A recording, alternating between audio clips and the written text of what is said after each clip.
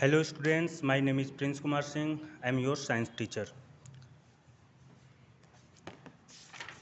हम लोग ने पिछली क्लास में हम फर्स्ट चैप्टर पढ़ रहे हैं क्रॉप प्रोडक्शन एंड मैनेजमेंट। हमने पिछली क्लास में टॉपिक आर्ट ऑफ सोइंग इस टॉपिक को हमने क्लियर कर लिया था।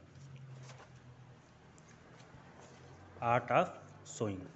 अब हम बात करेंगे addition of manures and fertilisers.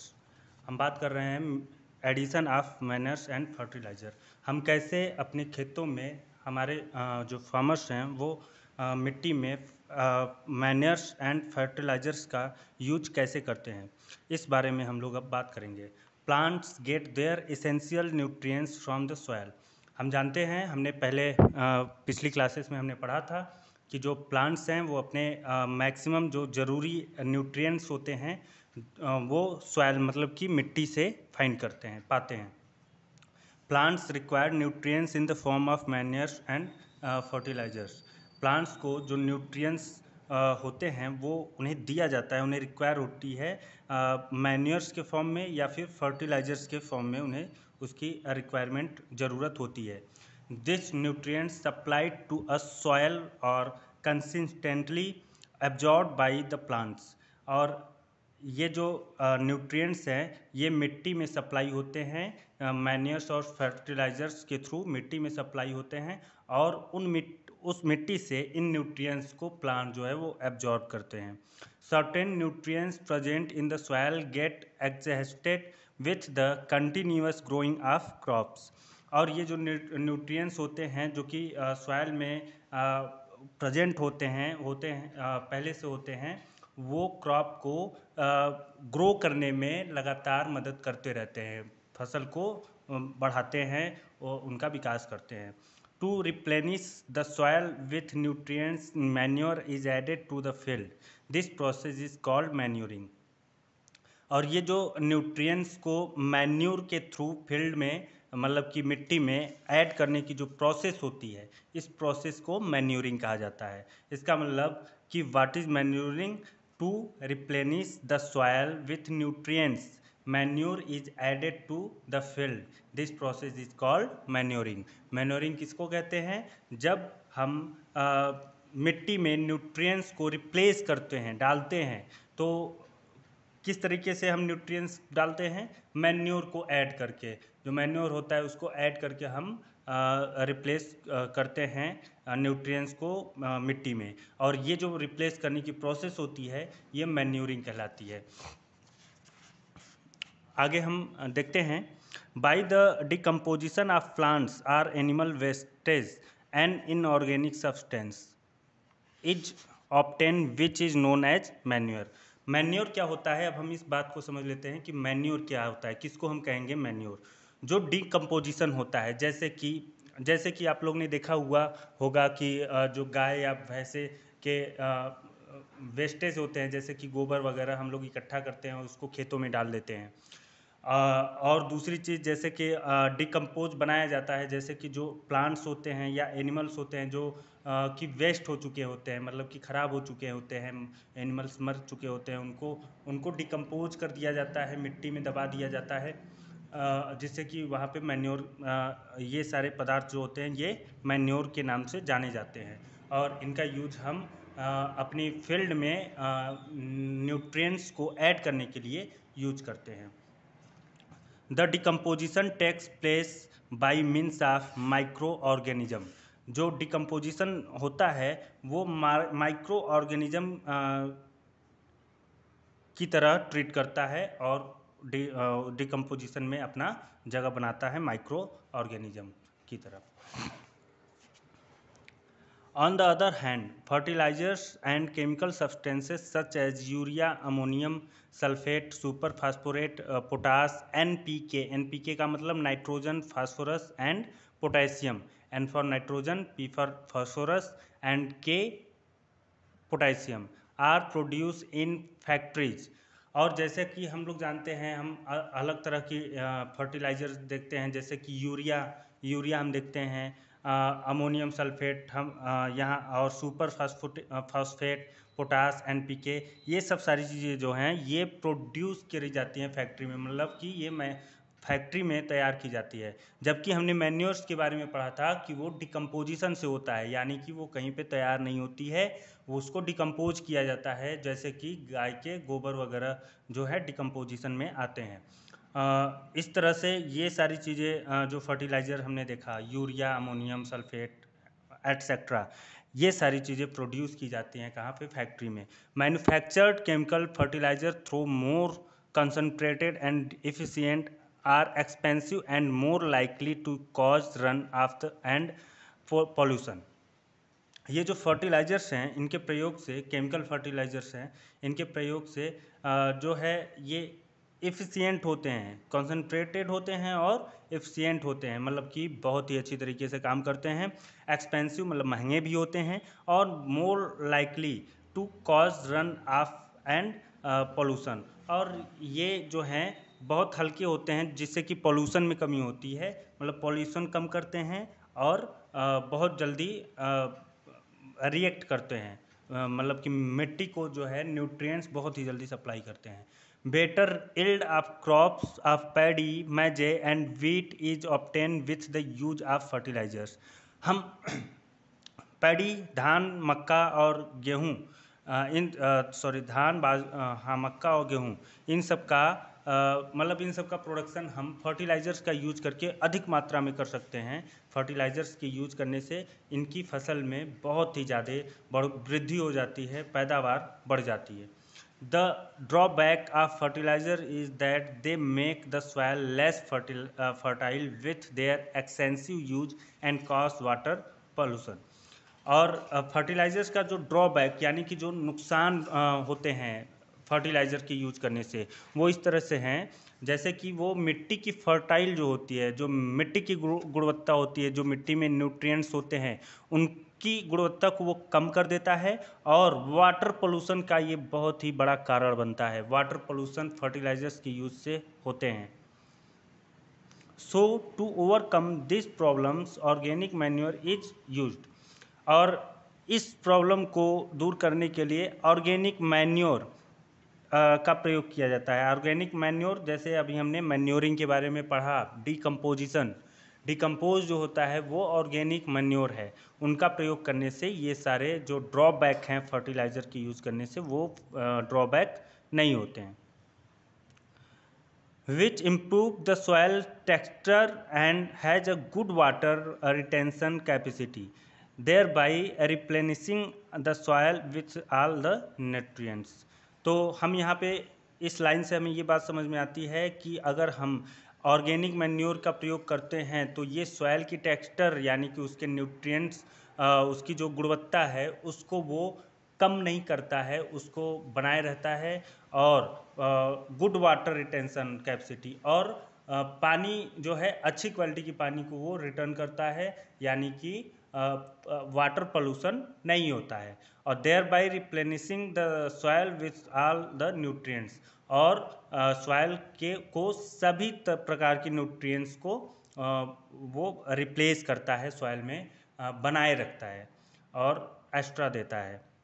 सो हमने दो टॉपिक पे अभी डिस्कस किया, एक मैन्योरिंग और दूसरा फर्टिलाइजर्स। हम शॉर्ट्स में ही एक बार फिर से समझ लेते हैं दोनों टॉपिक्स को। मैन्योरिंग मतलब कि डिकम्पोजिशन, ऑर्गेनिक मतलब कि ऑर्गेनिक होते हैं, ऑर्गेनिक सब्सटेंस होते हैं जो कि डिकम्पोजिशन के द्वारा जनरेट होते हैं, जो कि माइक्रो ऑर्गेनिज्म के फॉर्म में होते हैं। और इस तरह से हम एग्जांपल अगर देखना चाहें मैन्योरिंग का, ऑर्गेनिक मैन्योरिंग का, तो हम एग्जांपल में देख सकते हैं, जैसे कि हम लोग गाँवों में गाय के गोबर वगैरह का यूज हम लोग खेतों में फर्टिलाइजर्स के थ्रू करते हैं। और जानवरों और प्लांट्स के जो वेस्टेज होते हैं उनको भी हम डिकम्पोज करके फर्टिलाइजर्स के फॉर्म में, मैन्योरिंग के फॉर्म में यूज करते हैं। और दूसरे तरफ हमने देखा कि जो फर्टिलाइजर्स होते हैं केमिकल सब्सटेंस के बने होते हैं, जैसे कि यूरिया हो गया, अमोनियम सल्फेट हो गया, सुपर फास्फेट हो गया, पोटास हो गया, NPK हो गया, फास्फोरस एंड पोटेशियम, ये सब जो हैं ये सब फैक्ट्री में प्रोड्यूस होते हैं। ये डिकम्पोजिशन से जनरेट नहीं होते हैं, ये सब फैक्ट्री में जनरेट होते हैं। तो हमने देखा कि यूरिया वगैरह ये सब फैक्ट्रीज़ में प्रोड्यूस करी जाती हैं, और केमिकल फर्टिलाइज़र्स जो हैं वो बहुत ही ज़्यादा एफिशिएंट होते हैं, मतलब कि उनकी जो एफिशिएंसी होती है, मतलब वो बहुत ही अच्छे तरीके से न्यूट्रिएंट्स को देते हैं मिट्टी को। और इससे एक जो ड्रॉबैक होती है, मतलब जो हानि होती है, वो ये होती है कि फर्टिलाइज़र्स जो है वो सॉइल की फर्टाइल को कम कर देता है। सॉइल की फर्टाइल मतलब कि हम जानते हैं कि मिट्टी में सभी प्रकार के न्यूट्रिएंट्स पाए जाते हैं, और उसकी न्यूट्रिएंट्स को ये क्षति पहुंचाता है, मतलब उसकी फर्टाइल को कम करता है। और दूसरी प्रॉब्लम ये होती है इससे फर्टिलाइज़र्स के यूज करने से, ड्रॉबैक ये होता है कि ये जो है वो वाटर पोल्यूशन करता है, पानी को गंदा कर देता है, पॉल्यूटेड कर देता है, जिससे कि वो पानी जो है हमारे यूज में नहीं आ पाती। उसके जो है क्वालिटी को, पानी के क्वालिटी को वो बेकार कर देता है। इसका रोकथाम हम इस प्रकार से कर सकते हैं कि हम जो है फर्टिलाइज़र का यूज़ ना करके, केमिकल फर्टिलाइज़र का यूज़ ना करके, हम लोग ऑर्गेनिक मैन्योर का यूज करें, मतलब कि डिकम्पोज, जो कि हम लोग देसी खाद के नाम से भी जानते हैं, जिसको उन सारी चीज़ों का यूज करते हैं। तो ये प्रॉब्लम जो है, ये जो ड्रॉबैक आ रहे हैं फर्टिलाइजर्स के यूज करने से, वो सारी चीज़ों को हम समाप्त कर सकते हैं। नेक्स्ट हम बात करते हैं क्रॉप रोटेशन। क्रॉप रोटेशन क्या होता है, इस बारे में, इस टॉपिक को हम समझते हैं। In this method farmers are encouraged to grow one pulse crop in between two cereal crop in the field. मतलब कि इसमें क्या होता है कि एक ही फील्ड में जो है फार्मर जो होता है वो एक बार में पल्स क्रॉप, मतलब कि दलहन वाली फसलें, और दूसरा सीरियल क्रॉप्स, मतलब कि अनाज वाली फसलें जो है, वो दोनों कैसे इन दोनों को कैसे जनरेट करता है, कौन सा मेथड यूज करता है, इसी को हम पढ़ते हैं क्रॉप रोटेशन के अंतर्गत। A particular crop required a specific nutrients, growing it year from after year on the same land makes the soil deficient of that nutrients।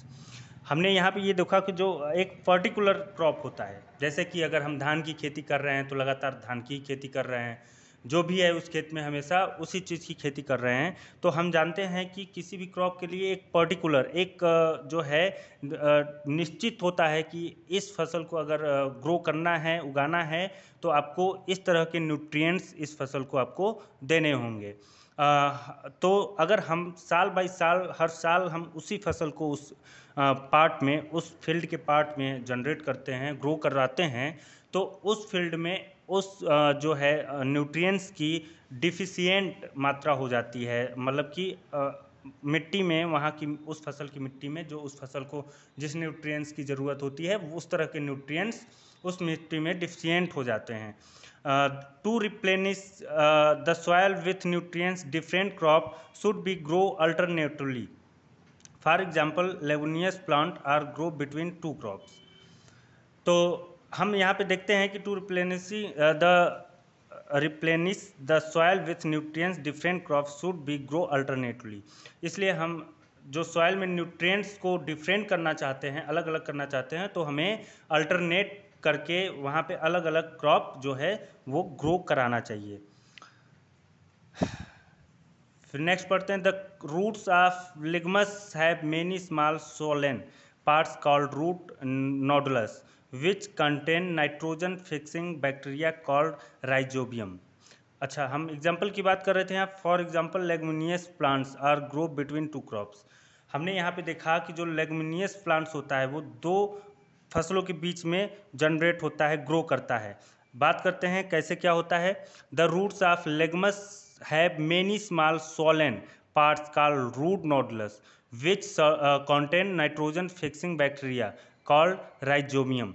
हम देखते हैं कि जो लेगमस का जो रूट होता है, मतलब कि जो जड़ होता है, वो सोलेन पॉट होता है, जिसको कि रूट नोडुलस कहते हैं, और जिसमें कि जो नाइट्रोजन बहुत ज़्यादा, नाइट्रोजन के बैक्टीरिया बहुत पाए जाते हैं, जिसको कि राइजोबियम कहते हैं। उस नाइट्रोजन बैक्टीरिया को राइजोबियम कहते हैं। This bacteria convert free atmosphere bacteria into nitrates. ये बैक्टीरिया जो हैं वो कन्वर्ट कर देते हैं एटमॉस्फेयर बैक्टीरिया में, इस नाइट्रेट्स को, इस एटमॉस्फेयर बैक्टीरिया को कन्वर्ट कर देते हैं नाइट्रेट्स में। This enriches the soil with nitrogen and increase its fertility. जिससे कि क्या होता है, सॉइल जो है वो नाइट्रोजन का बहुत अधिक मात्रा में नाइट्रोजन सॉइल में हो जाते हैं, जो कि सॉइल की फर्टिलिटी को बढ़ा देता है। This method of successive cultivation of different crops in an orderly manner on the same field in contrast to a one crop system is known as crop rotation। तो यही मेथड जो इस examples में methods को हमने देखा, इसको अगर हम देखते हैं कि जो डिफरेंट क्रॉप, जैसे कि उसमें लेगुमिनस की खेती हुई, उसमें भी और तरह के प्लांट्स, अगर हम डिफरेंट तरह से के क्रॉप अगर हम उसी फील्ड में फिर से खेती करते हैं, तो ये एक क्रॉप सिस्टम, इसी एक क्रॉप सिस्टम को जाना जाता है क्रॉप रोटेशन। तो क्रॉप रोटेशन, आई होप कि आप लोग को क्रॉप रोटेशन समझ में आया होगा।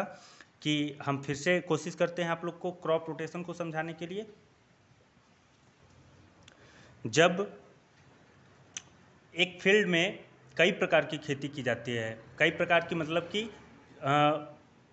कम से कम 2 प्रकार की खेती करी जाती है, 2 या 3 प्रकार की खेती की जाती है, और जिससे कि उसका न्यूट्रिएंट्स जो मिट्टी में मिलते हैं वो, क्योंकि हमें पता है कि हर तरह के फसल को अलग अलग प्रकार के न्यूट्रिएंट्स की नीड होती है, तो जो अलग अलग प्रकार से खेती करने से उस मिट्टी को भी अलग अलग प्रकार के न्यूट्रिएंट्स मिलते हैं, जिससे कि हर एक प्रकार के क्रॉप को प्रोडक्शन में या ग्रो में बहुत ही हेल्प मिलती है। इसी प्रोसेस को कहते हैं क्रॉप रोटेशन, यानी कि एक ही फील्ड पे एक से अधिक प्रकार की खेती करना, जिससे कि मिट्टी को अलग अलग प्रकार के पर्याप्त मात्रा में न्यूट्रिएंट्स मिलते हैं, तो वो कहलाता है ये प्रोसेस कहलाता है क्रॉप रोटेशन।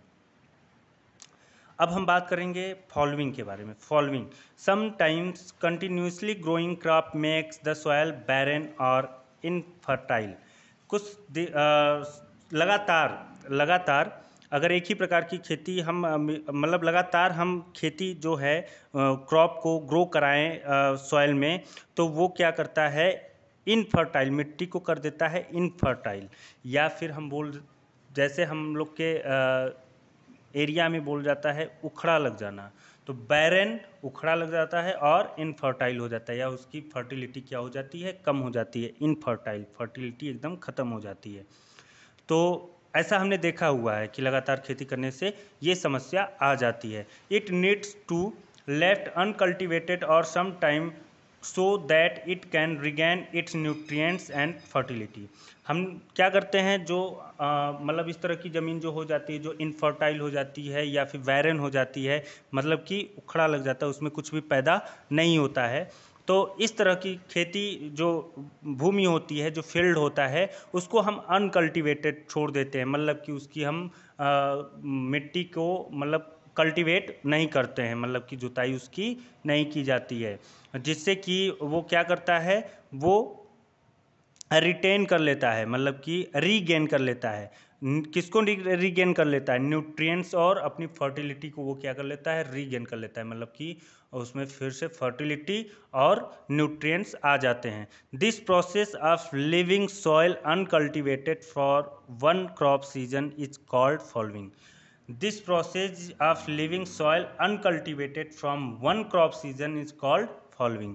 तो ये जो प्रोसेस होता है मिट्टी को छोड़ देना, मतलब कि अनकल्टिवेटेड किए बिना छोड़ देना, एक क्रॉप सीजन, मतलब किसी एक साल एक सीजन, एक क्रॉप सीजन। हम जानते हैं कि हमारे यहाँ जो है 2 क्रॉप सीजन होते हैं, हम 2 क्रॉप सीजन एक साल में 2 बार खेती करते हैं, तो अगर हम एक क्रॉप सीजन उस पे खेती ना करें, उसको हम ऐसे ही छोड़ दें, कल्टीवेटेड ना करें, अनकल्टीवेटेड रहने दें, तो ये जो प्रोसेस होती है ये कहलाती है फॉलोइंग।